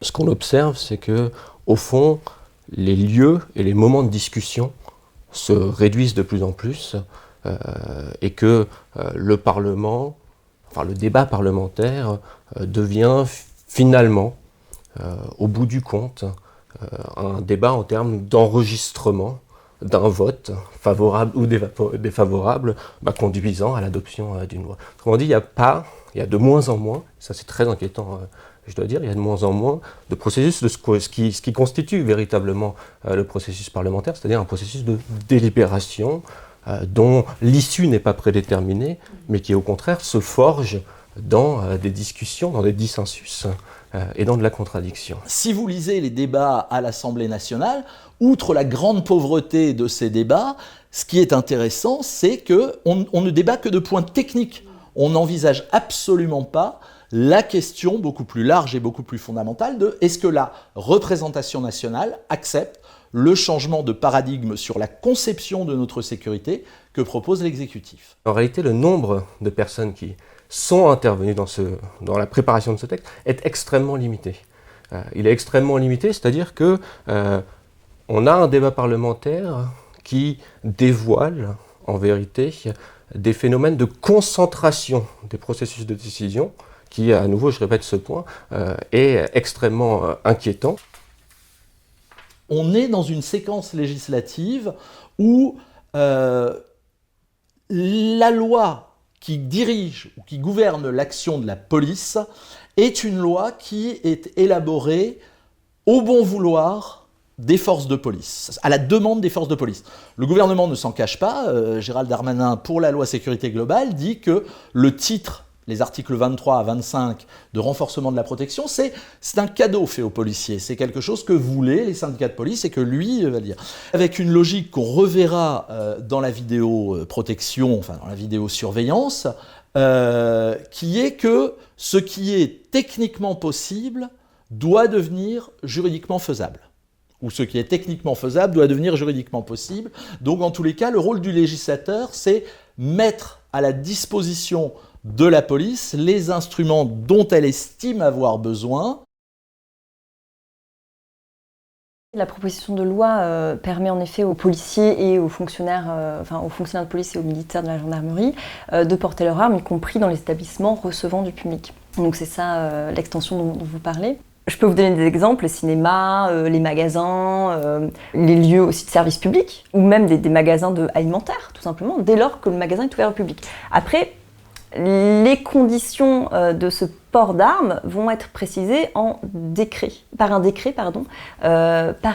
et donc c'est encore une fois l'exécutif qui cadrera vraiment en fait cette possibilité de porter une arme hors service et non plus le législateur.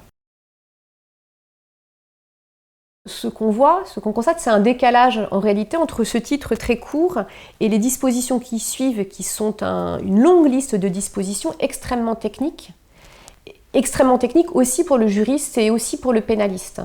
Ce qui me pose en tout cas des difficultés, parce que si ce texte est technique pour les spécialistes, il est, on peut le dire, carrément incompréhensible pour le citoyen lambda et le justiciable lambda. Mais le problème, c'est qu'elle est également incompréhensible par ceux qui la font, c'est-à-dire par les parlementaires. Et on a des exemples très nombreux ces dernières années de situations dans lesquelles les parlementaires arrivent à se retrouver dans des situations où ils adoptent des textes dont on observe par discussion avec eux qu'eux-mêmes n'ont pas bien saisi la portée du choix politique qu'ils ont juridiquement concrétisé par un vote favorable dans cette loi. Donc il y a des projets politiques, il y a un projet politique qui est très clair derrière, qui est indéniable, mais qui est largement invisibilisé, comme vous le disiez, par la technicité du texte et par le mode de fabrique parlementaire qui conduit à court-circuiter toute forme de débat. À partir du moment où le texte lui-même est très prédéterminé, on constate que les seules choses qui arrivent à le faire dévier, c'est justement une pression qui se fait en dehors de l'enceinte parlementaire et qui vient en particulier de la rue. C'est peut-être très bien que la rue se réapproprie ces débats-là. Mais par contre, ce qui est très problématique, c'est que ce soit le seul endroit où, par une montée populaire, on arrive peut-être sur certains points, avec énormément d'échecs au bout du compte, mais peut-être sur certains points, à faire un peu dévier le débat parlementaire. Et c'est très exactement ce qui s'est joué s'agissant de l'article 24 de la proposition de loi. Orwell was right, Orwell avait raison, ou bien floutage de gueule, souriez, vous êtes filmé, ou encore sécurité globale égale dictature générale, une grave atteinte à la liberté d'informer, c'est ce que dénoncent les manifestants réunis par milliers ici sur le parvis du Trocadéro. Dans la foule rassemblée, il y a des élus, des militants politiques, des membres des associations, mais aussi des gilets jaunes. On observe une certaine convergence autour de ce texte, autour des opposants à ce texte. Et ce, alors même qu'après plusieurs jours de polémique, le gouvernement a dû, vous le savez, revoir sa copie. Alors le texte prévoit, je le rappelle, que sera punie la diffusion d'images des forces de l'ordre dans le but, je cite, manifeste qu'ils soient portés atteinte à leur intégrité physique ou psychique. Donc qu'est-ce qu'on peut dire de ce texte ? D'ailleurs, d'une part, qu'il est très mal rédigé, et d'autre part, qu'il est inapplicable en l'état, puisqu'on ne peut, en tout cas ce sera extrêmement difficile, on ne peut pas savoir, on ne pourra jamais prouver qu'un individu diffuse dans le but manifeste qu'il soit porté atteinte à l'intégrité physique ou psychique. C'est quasiment impossible à déterminer. Ce que l'on peut dire, c'est que depuis plusieurs années maintenant, on assiste à une anticipation de la répression, c'est-à-dire que la répression repose non plus simplement sur des faits matériels d'atteinte patente à l'intégrité, par exemple, non plus simplement sur la tentative, c'est-à-dire le commencement d'exécution de telles atteintes, mais de façon plus précoce encore sur le simple fait de préparer, et encore plus précoce ici, sur le simple fait d'avoir l'intention. Or, l'intention, en droit pénal, n'est pas punissable. On ne punit pas quelqu'un parce qu'il a la simple intention, pour la simple et bonne raison qu'on ne connaît jamais l'intention de l'autre, et qu'on n'a pas à la connaître d'ailleurs. Mais ce texte, il est à la fois inapplicable et dangereux. Dangereux, pourquoi ? Parce qu'en réalité, il consacre, on pourrait retenir cette expression que j'ai déjà employée d'ailleurs dans d'autres lieux, qui est celui de délit procédural. En fait, il ne sert qu'à une chose, c'est de permettre à la police d'interpeller des individus pour les placer en garde à vue, avec un support, qui est le support de ce texte, tout en sachant qu'on ne pourra pas les punir sur le fondement de ce texte. Il ne faut pas imaginer qu'une infraction pénale, ça fonde uniquement une condamnation pénale. Ça fonde uniquement une peine. Ça fonde en amont d'une condamnation et d'un procès une intervention policière, qui repose sur des bases beaucoup plus larges que ce que va décider le juge, puisque ça repose sur une base de suspicion. Sur le délit d'intrusion dans les établissements d'enseignement supérieur, comme dans ce texte-là, ce qui est pénalisé, c'est un comportement qui est a priori totalement licite. Dans le délit d'intrusion dans les établissements d'enseignement supérieur, c'est le fait de pénétrer sur un campus, ce qui est a priori tout à fait licite. Et ici, dans l'article 24, c'est le fait de filmer une intervention policière, ce qui relève de la liberté d'expression. Donc dans le premier cas, c'est la liberté d'aller et de venir. Dans le second cas, la liberté d'expression. Et on vient pénaliser ces deux comportements. Pourquoi ?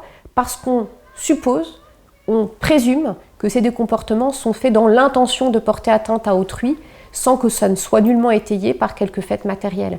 Et en cela, c'est extrêmement préoccupant parce que ça constitue une atteinte à nos libertés individuelles, sans que ça repose sur un fait matériel palpable, précis. Et donc c'est une atteinte inadmissible à nos libertés individuelles.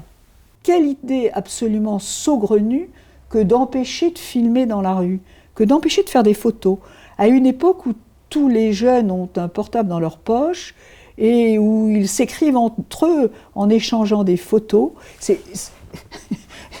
où ils s'informent les uns et les autres, comme on peut le faire par mots, on peut le faire par photo. Mais comment avoir même pu penser qu'on allait limiter la prise de photos dans l'espace public ? Ce qui constitue, disons, le fil conducteur des différentes dispositions de cette loi. Ce qui fait tenir ensemble les différentes dispositions de cette loi, par-delà la portée technicienne dont on parlait précédemment, des dispositions une à une prises isolément, c'est que toutes traitent de la question du rapport du public à l'espace public. Et toutes ces dispositions, qu'il s'agisse des questions de police municipale, des questions de sécurité privée, des questions de vidéoprotection par la voie aéroportée, la question des drones, etc., eh bien, tous ces dispositifs techniques-là ont pour point commun d'augmenter la surveillance et la répression dans l'espace public. Et cet espace public, il ne faut pas perdre de vue que, justement, on a historiquement cherché, à plein d'époques différentes de l'histoire, et jusqu'à, finalement, il n'y a pas si longtemps dans l'histoire du droit occidental, à le penser pas seulement en termes de grande liberté, mais à le penser comme un espace collectif où tout individu est chez lui. Et en particulier, ça signifie qu'il y a une dimension collective, intrinsèque, dans les usages de cet espace public-là, qui peut se traduire de multiples manières, et ça, on en a véritablement perdu la conscience et la technique aujourd'hui, qui peut se traduire, par exemple, dans une liberté, effectivement, ça c'est une conséquence de la qualité d'espace public, dans une liberté d'aller et venir, mais une liberté d'aller et venir aussi, y compris anonymement. Je vais employer des mots à gros sabots là, mais cette dimension de choses communes nécessairement, sur laquelle tous nécessairement ont des droits pris tous ensemble et dont nul ne peut être spécifiquement isolé, c'est une idée qu'il nous faut vraiment retrouver, parce que c'est cette idée-là qui est, plus encore que les libertés de chacun prises isolément, c'est une idée qui est directement mise en danger par une proposition de loi comme la sécurité globale, où justement c'est cet espace-là qu'on va quadriller de manière extrêmement précise en créant des séparations entre les individus, ceux qui auront le droit d'en user, ceux qui n'auront pas le droit, en multipliant les dispositifs de surveillance sur pourtant un espace dont, en principe, nul ne devrait être, par principe, exclu. La défenseure des droits a d'ailleurs souligné que les dispositifs pouvaient conduire à la privation totale de la liberté, par exemple de la liberté de manifester. Pourquoi ? Parce que le drone peut être perçu en soi en tant qu'outil, en tant qu'instrument d'intimidation. Et puis parce que cette surveillance peut dissuader en réalité les personnes de manifester, parce qu'elles ne savent pas ce qu'on va faire des données, de ces images qui vont être collectées. La rue, elle est à nous. J'insiste sur cet aspect-là parce qu'on peut croire que c'est de la rhétorique, mais en réalité c'est très sérieux sur le plan juridique. C'est des siècles et des siècles de construction du droit public que d'arriver à concrétiser juridiquement cette idée que la rue, elle est à nous. Si vous êtes d'accord avec moi pour dire que cette proposition de loi a un enjeu central qui est très matériel, qui est la question de l'espace public, eh bien, il est particulièrement fort d'observer qu'à l'occasion des discussions sur ce projet de loi, sur cette proposition de loi, excusez-moi, eh bien, cette liberté de manifestation a tout particulièrement été bafouée. Alors, elle est bafouée depuis longtemps. C'est-à-dire que le citoyen est considéré comme une menace, un ennemi, et particulièrement le citoyen dans l'espace public, le citoyen qui manifeste. C'est vraiment le préfet l'allemand disant à une manifestante « Nous ne sommes pas dans le même camp ». Oui, je suis gilet jaune. Il est interpellé par une habitante. Nous ne sommes pas dans le même camp, madame. Ça fait plusieurs années qu'on observe un phénomène nouveau qui consiste du côté, pour ce qui concerne la ville de Paris, de la préfecture de police de Paris, de s'opposer dans certaines situations particulières à ce que les manifestations puissent librement déterminer elles-mêmes leur parcours et au contraire à les ramener à des simples rassemblements statiques. On avait observé ça à la fin de la contestation en 2016 sur la loi travail, où les dernières manifestations étaient contraintes à des rassemblements statiques dans des lieux totalement fermés, par des barrières entourées de policiers. Alors là, on ne peut pas mieux matérialiser la question de fermeture de l'espace public que ces places fermées de tous côtés, dans lesquelles on va seulement à cet endroit-là autoriser les gens à manifester. Mais en maintien de l'ordre, en tous les cas, ça confirme cette logique de le citoyen, le manifestant, c'est un ennemi. Ça n'est plus un citoyen qui n'est pas content.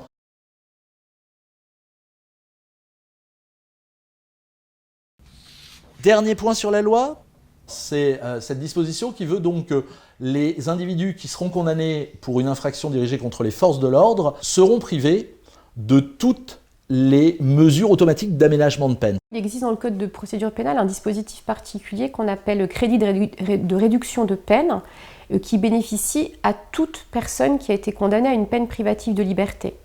Et ce mécanisme signifie quoi concrètement? Il signifie que par mois ou par année passée en prison, tout individu bénéficie automatiquement d'une remise qui se comptabilise en jours ou en mois selon le temps passé en prison, qui est donc une remise automatique.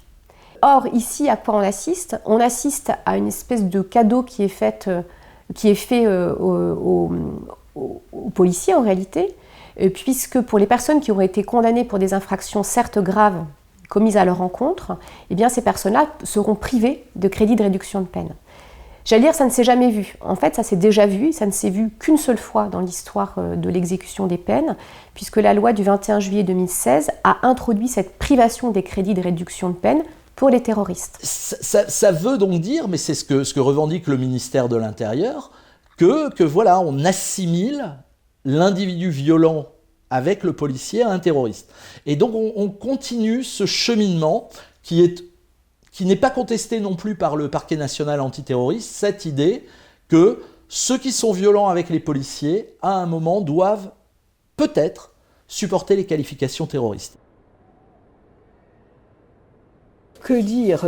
En bref, je pense que cette loi qui a ajouté au surveiller et punir de Michel Foucault le surveiller, punir, surveiller, et pour arriver à surveiller, punir et surveiller encore. J'ai le sentiment comme ça, de cette course-poursuite à toujours vouloir donner plus de moyens à la police, plus de moyens à l'autorité judiciaire, plus de moyens au pouvoir public pour contrôler, pour surveiller, pour prévenir la délinquance. Celle-ci, évidemment, ne va pas disparaître. La délinquance n'a disparu d'aucune société à aucun moment de l'histoire. Et comme le disait Durkheim, le crime est un phénomène normal. Et la criminalité est un phénomène normal dans toutes les sociétés. Donc, on est là, au nom de cette lutte d'une sorte d'idéal de degré zéro de la délinquance, à rechercher toujours un moyen supplémentaire, toujours un moyen de surveillance, de contrôle. Le résultat ultime, c'est effectivement une société totalitaire. C'est-à-dire le résultat ultime, c'est la surveillance effectivement de tout citoyen du matin jusqu'au soir. Là, effectivement, peut-être qu'il y aura des résultats, mais ce sera au prix d'une société orwellienne 1984. Je trouve vraiment regrettable que dans un contexte qui est extrêmement anxiogène, qui est déjà en soi liberticide, puisque l'on a des atteintes à la vie privée, à la liberté d'aller et venir, à la liberté de manifester, c'est dans ce contexte qu'on choisit de discuter au Parlement d'un texte qui est encore plus liberticide et qui va ancrer donc des mesures dans le droit commun cette fois. Dans le droit commun et plus dans un état d'urgence, mais dans le droit commun. Et par ailleurs, ce mouvement, au lieu de créer de la sérénité, en réalité, il crée de l'angoisse. En osant ce titre, sécurité globale, alors qu'il y a de dangereux partages de compétences entre trois formes de police, franchement, là encore, il y a de la malhonnêteté à l'égard des citoyens. C'est ne pas respecter les citoyens dans leur intelligence. Et c'est leur faire peur. C'est leur promettre un mirage. Pour moi, c'est une loi mirage, voilà. Pas en rupture, mais une loi mirage.